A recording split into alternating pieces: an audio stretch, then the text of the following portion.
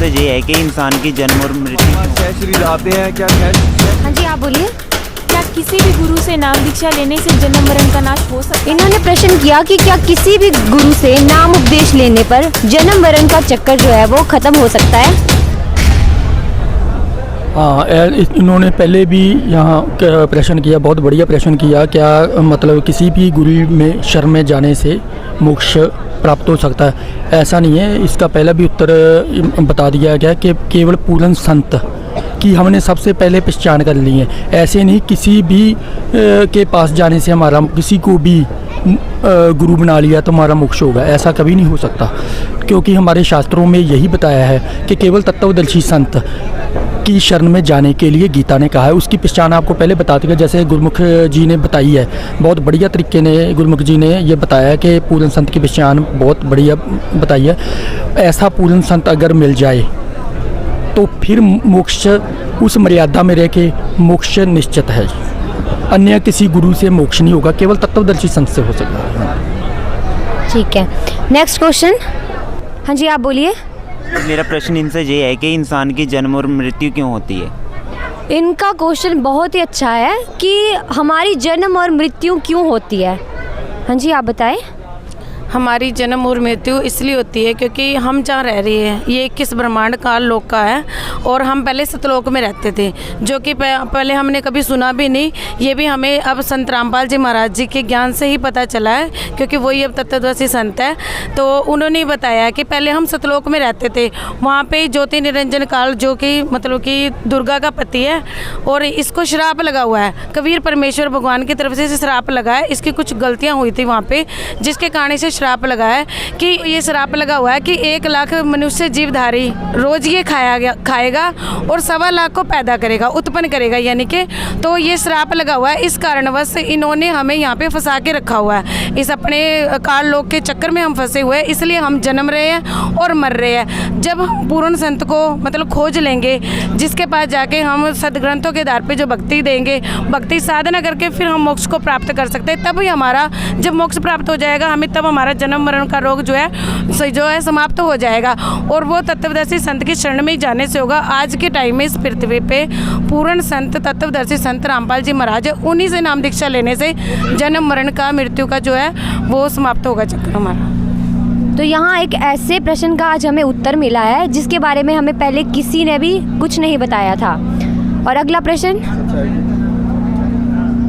आप बताइए। क्या परमात्मा 6 शरीर आते हैं क्या? 6 शरीर जाते हैं? इनका प्रश्न है कि क्या परमात्मा 6 शरीर आते हैं और 6 शरीर जाते हैं? प्रश्न पूछा, प्रश्न किया उन्होंने कि परमात्मा मतलब 6 शरीर आते हैं या क्या है। ऐसा और भी बहुत से वेदों के परमात्मा उत्पन्न होता है या परमात्मा जन्म लेता है या नहीं लेता, परमात्मा साकार है निराकार है, ऐसे बहुत सारे प्रश्न हैं। ठीक है, इनकी सही जानकारी हमें केवल ये बताया है कि इसकी सही जानकारी लेनी है। जैसे वेद में बताया कि दीना नाम मतलब ही बताएगा, यानी कि तत्वदर्शी संत ही इसकी जानकारी बचा सकता है कि परमात्मा जन्म लेता है या नहीं लेता। ठीक है ना, तो परमात्मा साकार है या नहीं निराकार है, इसकी सही जो जानकारी है अन्य कोई नहीं दे सकता, केवल तत्वदर्शी संत ही बता सकता है। तो हमें तत्वदर्शी संत की प्राप्ति करनी चाहिए, उसकी खोज करके, जैसे गुरुमुख जी ने बताया, उसकी पहचान बताई है बहुत बढ़िया, तो वो हमें प्राप्त करना चाहिए, तत्वदर्शी संत। नेक्स्ट क्वेश्चन कौन पूछना चाहेगा? क्वेश्चन। हमने सुना है कि 3 मंत्रों के जाप से मोक्ष होता है। हमें ये बताइए कि 3 मंत्रों के जाप से किन किन का मोक्ष हुआ है? इन्होंने प्रश्न किया है कि 3 मंत्रों के जाप से मोक्ष होता है, तो क्या किसी का इन मंत्रों के जाप करने से मोक्ष हुआ है? कौन से क्या पूछ रही है? दोबारा बोल, क्वेश्चन समझ नहीं आया। क्या 3 मंत्रों के जाप करने से मोक्ष संभव है? अगर संभव है तो किन किन आत्माओं का मोक्ष हुआ है? हाँ, 3 प्रकार के मंत्र जाप से मोक्ष संभव है। जैसे कि हमारी गीता में भी इसका प्रमाण दिया हुआ है। गीता 17 के श्लोक, गीता अध्याय 17 के श्लोक 23 में ओम तत्सत इति निर्देश है ब्राह्मणा त्रिवेद समर्थ है ब्राह्मणा चैन वेदा चे यगा चे विहिता पुरा कि सच्चिदानंद घन ब्रह्म का मतलब कि जो प्राप्ति का साधन है मार्ग है वो यही है। 3 प्रकार के मंत्र से हमें मतलब मोक्ष की प्राप्ति होगी और बहुत से हमारे मतलब कि हुए हैं जिनका मोक्ष भी हुआ है, जैसे कि दादू जी का, गरीबदास जी महाराज जी का, गणका जी का और कमाल नहीं सॉरी और रंका और बंका का, मतलब बहुत सारे हुए जिनका मोक्ष हुआ है इन मंत्रों के जाप से। ठीक है, नेक्स्ट क्वेश्चन। मेरा क्वेश्चन ये है जी कि जो संत रामपाल जी महाराज भक्ति दे रहे हैं उसकी क्या गारंटी है कि मोक्ष होगा?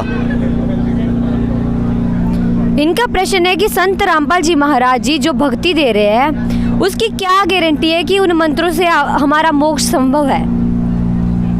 जी, ये संत रामपाल जी महाराज जो भक्ति देते हैं वो शास्त्र प्रमाणित भक्ति है और जिन महापुरुषों का मोक्ष हुआ है इस भक्ति से वो इसका प्रमाण है। उन्होंने अपनी वाणी में इसका प्रमाण दिया हुआ है। श्री गुरु नानक देव जी ने अपनी वाणी में प्रमाण दिया हुआ है 3 बार की भक्ति से जो है मोक्ष होता है। दादू साहब जी ने अपनी वाणी में प्रमाण दिया हुआ है कि 3 बार की भक्ति से मोक्ष होता है।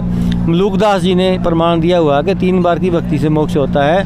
इसके अलावा जो दिल्ली के अंदर नेकी, सेऊ और सम्मन थे उनमें नेकी और सेऊ का जो है उसी समय जो है उसी जन्म में जो है मोक्ष हुआ था इसी 3 नाम मंत्र की भक्ति से। ये 3 और भी बहुत ऐसे महापुरुष हैं जिनका मोक्ष हुआ है, इससे अनगिनत नाम है इनके। महापुरुषों ने अपनाया था उनको परमात्मा कबीर परमेश्वर ने जिंदा बाबा के रूप में आकर के ये भक्ति मार्ग दिया था और वही भक्ति मार्ग जो है संत रामपाल जी महाराज जी का जो है इस समय कबीर परमेश्वर ने जिंदा बाबा के रूप में 1997 में आकर के जो है उनको ये नाम दीक्षा देने का जो है आदेश दे रखा है और वही भक्ति जो है अपने अनुयायियों को संत रामपाल जी महाराज दे रहे हैं। तो ये विद फैक्ट एंड फिगर ये बात हो रही है कि वाकई में इससे मोक्ष होगा।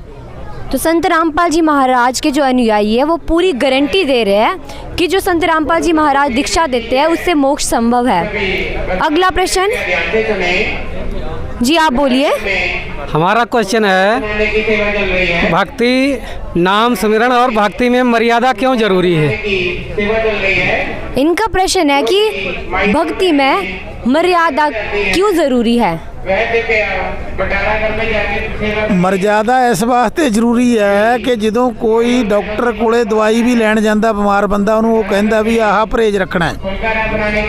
ਅਗਰ ਕੋਈ ਹੁਣ ਖਾਂਸੀ ਆ ਕਿਸੇ ਨੂੰ ਜ਼ੁਕਾਮ ਹੈ ਸਾਹ ਚੜਦਾ ਤੇ ਉਹ ਵਿੱਚੇ ਤੇਲ ਘਿਓ ਖਾਈ ਜਾਵੇ ਕੁਛ ਕਰ ਲੇ ਉਹਨੂੰ ਕੋਈ ਦਵਾਈ ਜਿੰਨੀ ਮਰਜ਼ੀ ਵਧੀਆ ਦੇ ਲਓ ਕੁਛ ਨਹੀਂ ਕਰੂਗੀ। ਇਸ ਕਰਕੇ ਸਭ ਤੋਂ ਪਹਿਲਾਂ ਮਰयादा ਬਹੁਤ ਜ਼ਰੂਰੀ ਹੈ। जिस तरह देश का संविधान है तो देश का संविधान है तो यह भगती मार्ग दे विच मर्यादा साडा संविधान है।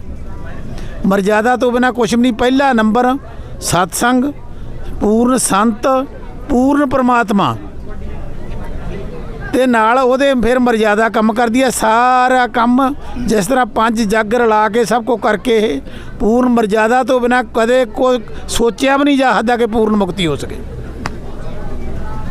इन्होंने बताया कि मर्यादा का जो है वो भक्ति मार्ग में बहुत ही जो है वो महत्वपूर्ण जो है योगदान है। और नेक्स्ट क्वेश्चन, हाँ जी बताइए। मैम, सभी लोग भक्ति करते हैं पर वो इतनी भक्ति करते क्यों हैं? अध्यात्म ज्ञान और भक्ति का मूल उद्देश्य क्या है? इनका कहना है कि अध्यात्म ज्ञान और भक्ति का मूल उद्देश्य क्या है? कबीर परमेश्वर की वाणी है, मानस जन्म दुर्लभ है, मिले न बारंबार, जैसे तरवर से पत्ता टूट गिरे बहुर न लगता डार। मानस जन्म पाएकर जो नहीं रटे हरि नाम, जैसे कुआं जल बिना बनवाया क्या काम।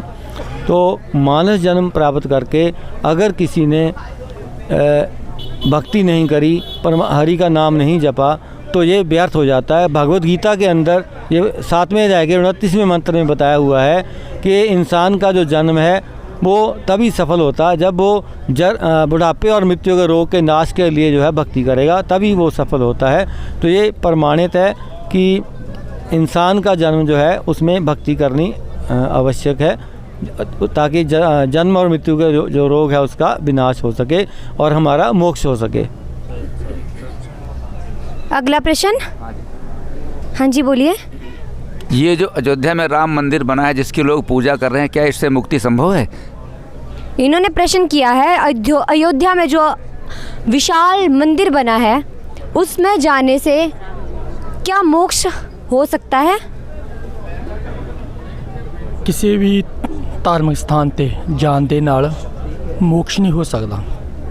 ਕਿਉਂ? ਕਾਰਨ ਇਹ ਆ ਕਿਉਂਕਿ ਕਿਸੇ ਵੀ ਜਦ ਤੱਕ ਸਾਡੇ ਸ਼ਾਸਤਰ ਇਹੀ ਦੱਸਦੇ ਆ ਕਿ ਮੋਕਸ਼ ਦੇ ਲਈ ਕੇਵਲ ਸੰਤ ਦੀ ਸ਼ਰਨ 'ਚ ਜਾਣਾ ਪਏਗਾ, ਤਤਵਦਰਸ਼ੀ ਸੰਤ ਦੀ। ਕਿਸੇ ਧਾਰਮਿਕ ਸਥਾਨ ਦੇ ਤੀਰਥਾਂ ਤੇ ਚਲੇ ਜਾਓ, ठीक है, कहीं भी जाओ तीर्थों पे, ठीक है ना, तो वहाँ मोक्ष नहीं जाएगा। अगला प्रश्न। से मतलब कहते हैं तीर्थ ना आया के फल, साध मिले फल चार, सदगुरु मिले अनेक फल, कहे कबीर विचार। हमें सदगुरु सच्चा गुरु मिल जाए, तत्वदर्शी संत मिल जाए तो अनेकों फल हमें प्राप्त हो सकते हैं। अगला प्रश्न कौन पूछेगा? हाँ जी आप बताएं। परमात्मा साकार है क्या निराकार है? इन्होंने बहुत ही अच्छा प्रश्न पूछा है कि परमात्मा जो है वो साकार है या निराकार। वैसे तो परमात्मा पहले नंबर दे उत्ते ब्रह्मा विष्णु शिव जी है, दूसरे नंबर ते माता जी है दुर्गा जी, उस तो बाद ब्रह्मा है, फिर परब्रह्मा है, फिर परिपूर्ण परमात्मा है। ये सारे ही आकार दे विच है, इन्हां विचों कोई भी मतलब नहीं है भी निराकार है। पर ब्रह्म आपदे आप नूं निराकार कहंदा क्योंकि लुक के रह रहा है। इस करके परमात्मा सारे ही आकार दे विच ने, पर इन्हां नूं अभिगत कहा जाता है, लुके होए। जिवें बदलों दे विच सूरज लुकदा है, सूरज हुंदा है, पर असीं समझदे भी शायद है नहीं गा। जो बदल पासे चले जाते हैं तो सूरज निकल आउंदा। इस करके परमात्मा सारे ही थल्ले तो लैके जिन्ने परमात्मा है, जिवन रोल करते हैं ब्रह्मा विष्णु शिव जी सूबे के मंत्री है, दुर्गा देवी सूबे की चीफ सैकटरी है, ब्रह्म जी मुख मंत्री है, परब्रह्म सेंटर का गृह मंत्री है, तो पूर्ण परमात्मा उन्होंने राष्ट्रपति कहिए चाहे प्रधानमंत्री कहिए, इन्हां दे अलग अलग पद ने, पर सारे ही आकार दे विच है, निराकार कोई नहीं है। जैसे हमने इनसे इतने सारे प्रश्न पूछे, तो आज हमें कुछ ऐसे प्रश्नों के उत्तर मिले जो हमने कहीं भी नहीं सुने थे। ऐसे ही आगे हमसे जुड़े रहिए कुछ सच्चाई और अलग अलग और नई नई चीज़ें जानने के लिए।